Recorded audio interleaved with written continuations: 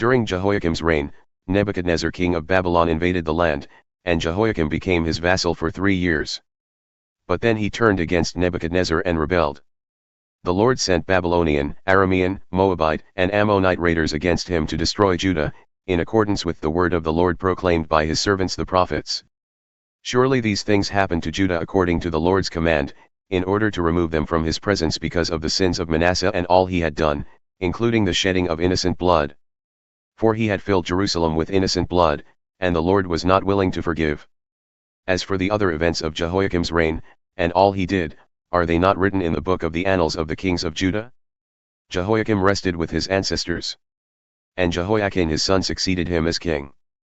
The king of Egypt did not march out from his own country again, because the king of Babylon had taken all his territory, from the Wadi of Egypt to the Euphrates River. Jehoiachin was 18 years old when he became king, and he reigned in Jerusalem 3 months.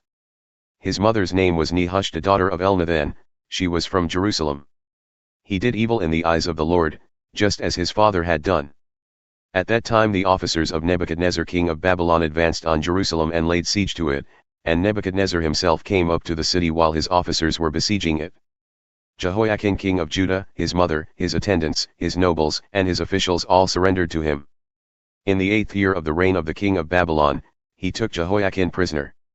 As the Lord had declared, Nebuchadnezzar removed the treasures from the temple of the Lord and from the royal palace, and cut up the gold articles that Solomon king of Israel had made for the temple of the Lord.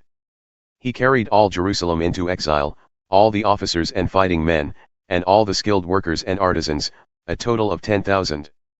Only the poorest people of the land were left. Nebuchadnezzar took Jehoiachin captive to Babylon. He also took from Jerusalem to Babylon the king's mother, his wives, his officials, and the prominent people of the land.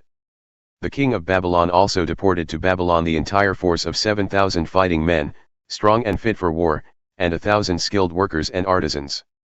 He made Mattaniah, Jehoiachin's uncle, king in his place and changed his name to Zedekiah. Zedekiah was 21 years old when he became king, and he reigned in Jerusalem 11 years. His mother's name was Hamutal daughter of Jeremiah, she was from Libnah. He did evil in the eyes of the Lord, just as Jehoiakim had done.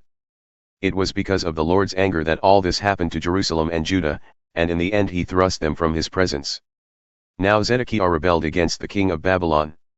So in the 9th year of Zedekiah's reign, on the 10th day of the 10th month, Nebuchadnezzar king of Babylon marched against Jerusalem with his whole army. He encamped outside the city and built siege works all around it. The city was kept under siege until the 11th year of King Zedekiah. By the 9th day of the 4th month the famine in the city had become so severe that there was no food for the people to eat. Then the city wall was broken through, and the whole army fled at night through the gate between the 2 walls near the king's garden, though the Babylonians were surrounding the city. They fled toward the Arabah, but the Babylonian army pursued the king and overtook him in the plains of Jericho. All his soldiers were separated from him and scattered, and he was captured. He was taken to the king of Babylon at Riblah, where sentence was pronounced on him. They killed the sons of Zedekiah before his eyes. Then they put out his eyes, bound him with bronze shackles and took him to Babylon. On the 7th day of the 5th month, in the 19th year of Nebuchadnezzar king of Babylon, Nebuzaradan commander of the imperial guard, an official of the king of Babylon, came to Jerusalem. He set fire to the temple of the Lord, the royal palace and all the houses of Jerusalem. Every important building he burned down. The whole Babylonian army under the commander of the imperial guard broke down the walls around Jerusalem. Nebuzaradan the commander of the guard carried into exile the people who remained in the city, along with the rest of the populace and those who had deserted to the king of Babylon.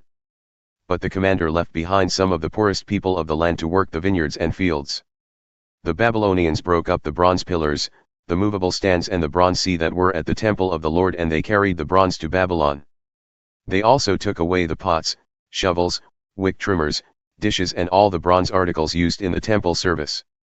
The commander of the imperial guard took away the censers and sprinkling bowls, all that were made of pure gold or silver. The bronze from the 2 pillars, the sea and the movable stands, which Solomon had made for the temple of the Lord, was more than could be weighed.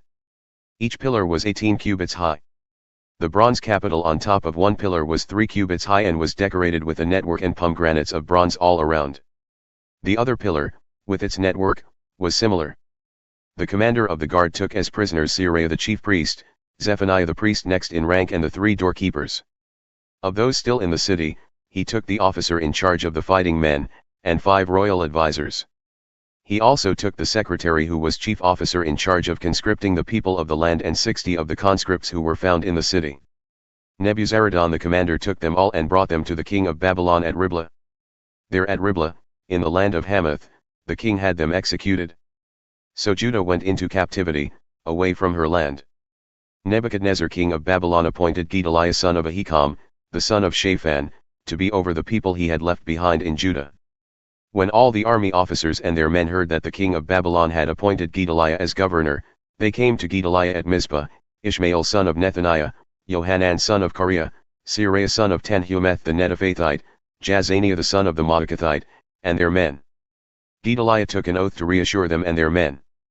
"Do not be afraid of the Babylonian officials," he said. "Settle down in the land and serve the king of Babylon, and it will go well with you."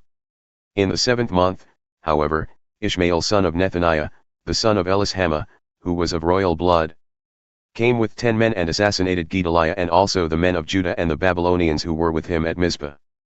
At this, all the people from the least to the greatest, together with the army officers, fled to Egypt for fear of the Babylonians.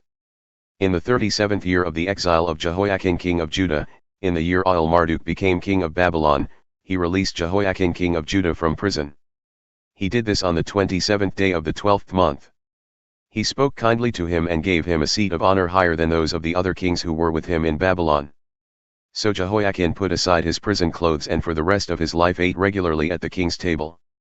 Day by day the king gave Jehoiachin a regular allowance as long as he lived.